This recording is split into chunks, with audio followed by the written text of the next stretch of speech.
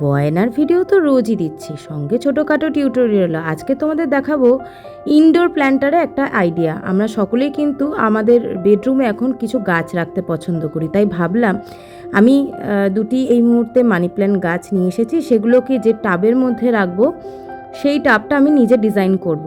এই রঙের কৌটোগুলো আমার বাড়িতেই ছিল ঘর রং করার সময় 2-4টে, সেখান থেকেই আমি 2টো কৌটো বার করে নিই। আপাতত একটির আর্ট তোমাদের দেখাচ্ছি। বেস কালারটা আমি ইয়েলো রেখেছি যাতে একটু ব্রাইট লাগে, এবং তার মধ্যে স্কেচ করে নিয়েছি হালকা করে একটি মধুবনী আর্ট।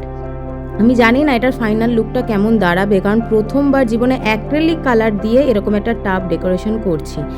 এই টব ডেকোরেশনের সময় সবথেকে ভালো হয় যদি অয়েল পেন্টিং কালারটা ইউজ করা যায়, কারণ হচ্ছে সেই কালারটা অনেক দিন স্টে করে, লংজিভিটি বেশি হয়। তবে যেহেতু আমি ভার্নিশ ইউজ করব, তো আমি এটাই দেখতে চাই যে অ্যাক্রিলিক কালারটা কতদিন স্টে করে।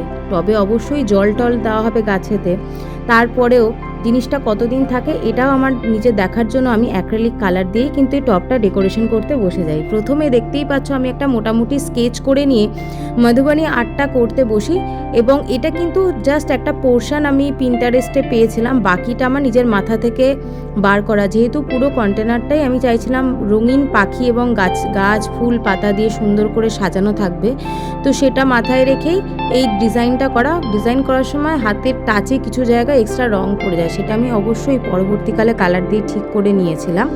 তবে এই যে কাজটা আমি করেছি এটা করতে কিন্তু আমার বেশ সময় লেগেছে, কারণ এই যে বটলটা দেখছো তোমরা, মানে এই যে প্লাস্টিকের কন্টেনারটা, এটার উপর যখন অ্যাক্রিলিক কালার আমি দিয়েছিলাম, অবশ্যই প্রথমে জেসো অ্যাপ্লাই করে নিয়ে তবেই দিয়েছি, কিন্তু কালারটা বড্ড না চ্যাট করছিল, হয়তো গরমের জন্য হতে পারে। আমি যথেষ্ট রোদে রেখেছিলাম একটা দিন এই কালারটা করে, মানে জেসো অ্যাপ্লাই করার পর একদিন এটাকে রোদে ছেড়ে দিয়েছিলাম, তারপরে আবার আমি ইয়েলো কালারটা করে কড়া রোদের মধ্যে এই কন্টেনারটাকে ছাদের রোদে দিয়ে এসেছিলাম, কিন্তু তারপরেও দেখছিলাম কেমন একটা চ্যাপচ্যাপানি ভাব রয়েছে। কিন্তু তারপরেও আমি ভাবলাম যে আমি তো একটা ড্রয়িং করব এবং তার মধ্যে কালারও দেব, তারপরেও তো এটা রোদে যাবে, তখন হয়তো টেনে যাবে, তো সেটা মাথায় রেখেই আমি এই আর্ট ফর্মটা করতে বসে যাই।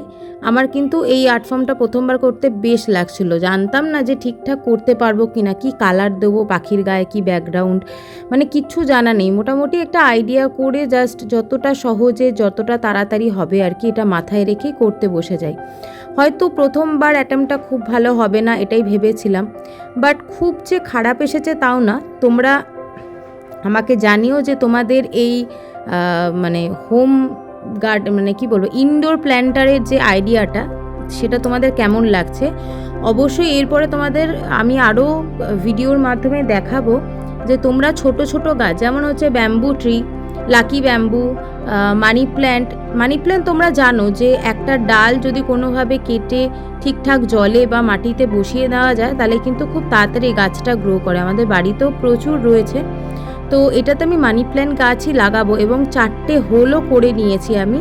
আজকের এই ইনডোর প্ল্যান্টারের আইডিয়াটা তোমাদের কেমন লাগলো জানি।